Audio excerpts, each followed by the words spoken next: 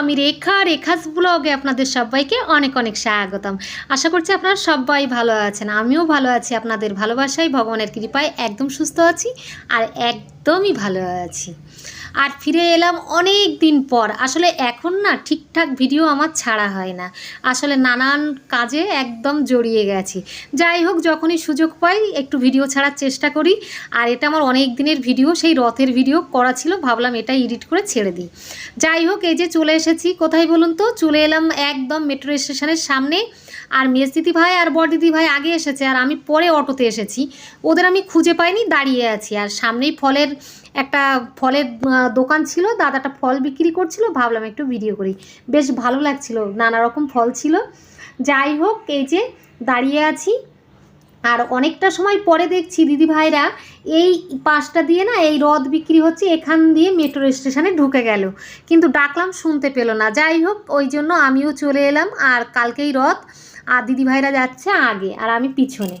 আর দিদিভাইদের সাথে দেখা হয়নি এই কারণে, দিদিভাইরা প্রথমেই এসেছিল রিক্সা করে, এসে ওরা বাজার করছিল, জুতো জামা কাপড় এসব কেনাকাটি করছিল। যাই হোক, সেই জন্যই ওদের সাথে আমার দেখা হয়নি। মেট্রো থেকে নেমে গেছি বন্ধুরা, আর ট্রেনেও উঠে গেছি। তো এই যে ট্রেনে উঠে গেছি, তিন বোন এই যে পাশাপাশি বসতে পারিনি। এই যে মাঝখানে যে দাদাটা বসে আছে, ওনাকে বলছি দাদা একটু ওই পাশে যান না, আমার দিদিভাই এই পাশে আসুক। উনি বলছেন না, আমি এখানে হেলান দেব, যেন ওনার মেরুদণ্ড নেই, উনি হেলান দিয়েই বসবেন। ছেলেরা যে হেলান দেয় এটা ওনাকে না দেখলে বুঝতে পারতাম না। যাই হোক, ট্রেনের ভিতরটা না পুরো মেট্রোর মতো ছিল, বেশ একদম ফাঁকা, দারুণ সুন্দর। যাই হোক, মেজদিদ ভাই প্রথমে উঠতেই চাইছিল না। আর এই যে কল্যাণী স্টেশনে এসে নেমে গেছি। এখানে নেমে যেটা হচ্ছে, প্রথম দিন যখন নেমেছিলাম স্টেশনটা না অন্যরকম ছিল, মানে বেশ বড় সড়ো। আর আজকে যেখানে নেমেছি সেখানে পুরো বন জঙ্গল, এই যে গাছপালা, আমি বুঝতেই পারছি না যে আমাকে কোথায় নামিয়ে দিয়েছে। তো মেজদিদি ভাই বেশি চেনে, ও বলছে আমার সাথে এসো। আর এই লাইনটা পার হলেই বাজার। তো লাইনটা পার হয়ে এই যে বাজারের মধ্যে এসে গেছি। আর পিছনে ছিল একটা মিষ্টির দোকান, ওখানে সবাই দিদিভাইরা সবসময় খাওয়ায়। তো আজকে বললাম তোরা কি খাবি বল, আমি খাওয়াচ্ছি। তো দিদিভাইরা বললো সিঙ্গাড়া নিয়ে আসতে, দিদিভাই বলতে বড় দিদিভাই। তো আমার আবার এই যে পরোটা চাউমিন এগুলো খেতে একদমই ভালো লাগে না, কিন্তু ওর পাল্লায় পড়ে ভাবলাম খাই। আর ও এমনই মানে জোকস মারছে যে না হেসে পাচ্ছি না, মানে বাচ্চাদের মতো কথা বলছে। যাই হোক, সিঙ্গাড়া খাওয়া হয়ে গেছে। আর এই যে চললাম এমস হসপিটালে, ওখানে আমার মা ভর্তি আছে, ওখানেই যাচ্ছি। তো ওখানে এই যে চলে এলাম, পুরো এমসের সামনেটা নেমে গেছি। আর নেমে সর্বপ্রথম নেমেছি আমি, নেমে না পয়সাটা মানে গাড়ি ভাড়াটা মিটিয়ে দেবো কি না, আমি ভিডিও করতেই ব্যস্ত, ভাড়াটা দিইনি। আর দিদিভাইদের ভাড়া দিতে দেরি হচ্ছে বলে ওই অটোওয়ালা দাদা বকাবকি করছে, আর ওরা আমাকে বকাবকি করছে। যাই হোক, হসপিটালের ভিতরে চলে এসেছি। আর এসে তিন বোনই এক এক করে মায়ের সাথে দেখা করে এসেছি। আর বড় বৌদি ভাই এসেছিল, ও মায়ের সাথে দেখা করে বাড়িতে চলে গেছে। তো ওর যেটা হচ্ছে, ও এসে যে দিদিভাই চেরি ফলটা খাচ্ছে এরকম করে কেন জানেন, বলছে তুই ভিডিও করে দেখা। তার কারণ হচ্ছে বড় বৌদি ভাই এসেছিল, তো এসে ও আমার থেকে চেরি ফল খেয়েছে। খাওয়ার পরে বাড়িতে গিয়ে বলছে কি ফল খেলাম, কি ফল দিলি, আমার শরীর খারাপ করেছে। তো ওই জন্য বড় দিদি ভাই বলছে আমি খাচ্ছি, ভিডিও করে দেখা যে আমরাও খাচ্ছি এই ফলটা। তো নাইলে ও ভাববে আবার অন্য কোনো ফল হয়তো। তো যাই হোক, সেই জন্যই ভিডিওটা করা, এই চেরি ফল খাওয়ানোটা দেখানো। আর যখনই আমি এখানে আসি, এই চেরি ফলটা না আমার খেতে ভীষণ ভালো লাগে। 500 টাকা কিলো নেয়, বেশি নিই না, ওই 100 নয় 50 গ্রাম কিনে ফেলি। আর এখান থেকে 4টে ছোটো সুপুত্রর জন্য নিয়ে যাব, ও আবার খেতে ভালোবাসে। যাই হোক, তারপরে এই যে বড় দিদিভাই খেতে বসে গেছে, রাতের খাবার নিয়ে আমরা বসে গেছি। বড় বৌদি এসেছিলো, ওই যে আলু ভাজা আর ওই কাঁঠাল পাকাটা দিয়ে গেছে। আমি তো কাঁঠাল পাকা একদমই খাই না, গ্যাস হওয়ার ভয়ে। আর আমি নিজে বাড়ি থেকে রান্না করে নিয়ে এসেছি, এই যে পনির আর আলু রান্না করে নিয়ে এসেছি, আর রুটি বানিয়ে নিয়ে এসেছি। তো এই আজকে আমাদের রাতে এটাই খাওয়া দাওয়া। আর এখানে ছোট বৌদিও আছে, ও মায়ের কাছে গেছে, আসুক ওকেও দেওয়া হবে। তো যাই হোক বন্ধুরা, এটাই খাবো আমরা তিন বোন। আর আজকে আমরা বাড়ি যাব না, তো আজকে রাতে মায়ের সাথে দেখা করতেও দেবে না। তো আমরা এখানে যেমন তেমন করে থেকে যাব আর চলে যাব কাল সকালবেলা। তো দেখা করছি আপনাদের সাথে সকালবেলা।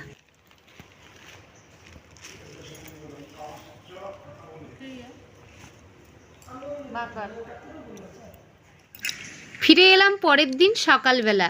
গুড মর্নিং, সুপ্রভাত। আর এই যে সারা রাত ঘুম হয়নি বন্ধুরা, ওইভাবে কি শোয়া যায়? 3জন মানুষ, জায়গা ছোট, আর এসি চলছে, প্রচণ্ড ঠান্ডা লাগছিল। মেঝেতে তো কিছুই বেছানো নেই, ওই কার্পেট ছাড়া ওই কয়েকটা কার্টুন। যাই হোক, তারপরে এই যে চলে এলাম ভিতরটা দিয়ে। আর ভিতরটা এই এএমসির ভিতরটা এত সুন্দর না, সকালবেলাটা লাগছে কি বলবো, ফুলগুলো দারুণ না, চারদিকে জবা ফুল, টগর ফুল, করবী ফুল, আর ওই যে কাঞ্চন ফুল, জবা, মানে কি বলবো। আমি আবার গোপালের জন্য কিছুটা ফুল নিয়ে নিলাম। ওখানে ওই যে সিকিউরিটি গার্ড দাদা ছিল, ওনাকে বললাম, তো বললো ঠিক আছে আপনি অল্প করে, মানে নিতে বললো আমাকে, তো আমি অল্প করেই নিয়ে নিলাম।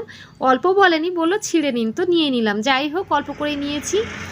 আর তারপরে এই যে অটোতে করে চললাম কোথায় বলুন তো, ওই যে ট্রেনের স্টেশন। আর বড়দি ভাইকে সঙ্গে করে নিয়ে যাচ্ছি, ও বলেছিল বাসে করে এখান থেকে চলে যাবে, কিন্তু এত সকালে বনগাঁর বাস নেই, তো সেই জন্য ওকে আবার নিয়ে আসছি। আর এই যে কল্যাণী স্টেশনে চলে এলাম, সূর্যটা উঠেই গেছে। যাই হোক, আরও সকালে যাওয়ার কথা ছিল, মানে যেতে পারিনি, বৃষ্টি তো প্রচণ্ড বৃষ্টি হচ্ছে রাত থেকে। আর এখনই সূর্যি মামাকে একটু দেখতে পেয়েছি হালকা করে। আর যাই হোক, দিদিভাই, মেজ দিদিভাই, বাপ রে বাপ, ও তো এত জোর হাঁটছে, সে মানে এখান থেকে নেমে যে কোথায় গেছে। দিদিভাই আবার উপর থেকে নিচটা দেখছে, আর ওর শরীরটা একদম ভালো নেই, তো জ্বর সর্দি কাশি। ওকে আমাদের বাড়িতে নিয়ে গেছিলাম, ডাক্তারও দেখিয়েছিলাম, কিন্তু ও বলেছিল ওখান থেকে বাড়ি চলে যাবে বনগাঁ, কিন্তু ওই যে বাসটা নেই বলে ওকে আবার নিয়ে যাচ্ছি। ও শিয়ালদার থেকে ট্রেন ধরিয়ে দেবো, বনগাঁ চলে যাবে। তো যাই হোক, এবার আমি নামছি। আর দিদিভাই, মেজ দিদিভাই কোথায় গেছে বললাম, সেটা মানে শেষই করলাম না বলতে বলতে। যাই হোক, মেজ দিদিভাই এই ব্রিজটার উপর দিয়ে চলে গেছে, ওই যে ওই পাড়টা দিয়ে, মানে গিয়ে ভিতরটা, ওর ভিতরে ও পারে গেলেই মানে টিকিট কাউন্টার, ওখানে ও টিকিট কাটতে গেছে। ওই যে আমার দিদিভাই ফেরত আসছে, দেখাতে পাচ্ছি কিনা জানি না। যাই হোক, দিদিভাই ফিরে আসছে, জুম করলাম তো। তো এই যে দিদিভাই আবার এই ব্রিজটা টপকাবে, মানে উপর দিয়ে উঠবে, উঠে তারপরে এপারে আসবে। তো অনেক দিন পরে ব্লগ করছি, আর অনেক দিন পরে, মানে কি বলবো, অনেক দিন মানে অনেক দিন, তো ওই জন্য সব উল্টোপাল্টা হয়ে যাচ্ছে। যাই হোক, দিদিভাই চলে এসেছে, আর এবার আমাদের ট্রেনটাও না ঢুকে গেছে। তো আমি ওই জন্য ট্রেনটার ভিডিও করব বলে এই যে সামনের দিকটা একটু এগিয়ে এলাম। আর ট্রেনে উঠে যেটা হয়েছে কি বলবো, দাঁড়ান বলছি, আগে ট্রেনে তো উঠেনি, তো ট্রেনে উঠে কি হয়েছে সেটাও বলবো, আপনাদের সাথে শেয়ার করব। ট্রেনে উঠে এই যে এই দিদি ভাই, ওর নাম হচ্ছে কি মণ্ডল ছিল, ভুলে গেছি আমি। যাই হোক, পুরো রানু মণ্ডলের মতো দেখতে। ভালো করে বলুন তো, এটা রানু মণ্ডলের বোনের মতো নাকি? আমি তো প্রথমে ভেবেছি রানু মণ্ডল। যাই হোক, ওর নামও মণ্ডল, কিন্তু কী যে নামটা ছিল না, ভুলে যাচ্ছি। যাই হোক, এখন মনে করতে পারছি না। তো এই যে শিয়ালদা এসে নেমে গেছি বন্ধুরা। আর দিদিভাইকে যে এখানে নামিয়ে দেবো, দিদিভাই না নেমে একা একা ট্রেন ধরে যেতেই পারে না, ট্রেনে মানে চলাচল করতেই পারে না। তো যাই হোক, ওই জন্য আমরা এই যে দিদিভাইকে না দিয়ে তো যেতে পারবো না, আর আমরা যাব বজ লোকালে উঠে যাব। তো এইখানটায় একটা এত সুন্দর অ্যাকোরিয়াম, আর তার মধ্যে একটা, এইখানটায় দাঁড়িয়ে দাঁড়িয়ে এই ভিডিওটা করছি। আর বর দিদিভাই শুধু বলে যাচ্ছে আমাকে ট্রেনে তুলে দিয়েই তোরা যাবি। আর আমাদের বজ ট্রেনটা এখনও বেরিয়ে আছে, তো ওকে উঠিয়ে দিয়েই যাব। হ্যাঁ, বনগাঁ লোকাল দিয়ে দিয়েছে, ওই বনগাঁ লোকাল দিয়ে দিয়েছে, বনগাঁ লোকাল দিয়ে দিয়েছে। মেজ দিদিভাই বর দিদিভাইকে ওই যে 12 নম্বরে বনগাঁ লোকাল দিয়েছে, ওই ট্রেনে তুলতে গেছে। আর আমি আর হাঁটতে পারছি না। তো এই দিদিভাইয়ের ছেলেটা এত সুন্দর দেখতে না, রাজপুত্রের মতো। আমি ভিডিও করছিলাম লুকিয়ে লুকিয়ে। তো যাই হোক, দিদিভাই বলল যে দিদি তুমি আমার ছেলের ভিডিও করছো? আমি বললাম হ্যাঁ। তো বললো তাহলে ভালো করেই করো। ওর নাম আমি জিজ্ঞাসা করলাম, বললো ওর নাম রকি, আর ওর বাবা কিছুদিন আগে বাইক অ্যাক্সিডেন্টে মারা গেছে। শুনে ভীষণ খারাপ লাগছিল। তো যাই হোক, ওই যে বর দিদিভাইকে দিতে গেছে আমার দিদি।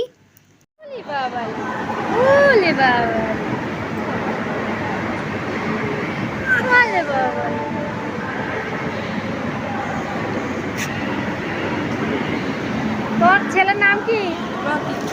রকি। বাচ্চা দুটো এত সুন্দর, এত মিষ্টি, পুরো কিউট। তো যাই হোক, দারুণ সুন্দর ছিল বাচ্চা দুটো। তারপরে এই যে আমরা বজবজ লোকালে উঠে গেছিলাম, তারপর নেমেও গেছি, রবীন্দ্র সরোবরে নেমে গেছি। মেট্রো তো এত সকালে চলে না, ওই জন্য আজকে রবিবার, মানে দিনে রবিবার ছিল। তো যাই হোক, ভিডিওটা তো এডিট করছি অনেক দিন, মানে অনেক দিন পরে। আর দিদিভাইয়ের মানে ডিউটি আছে, দিদিভাই তো সেই অটোর কাছে চলে গেছে, আর আমি অনেক দূরে রয়েছি।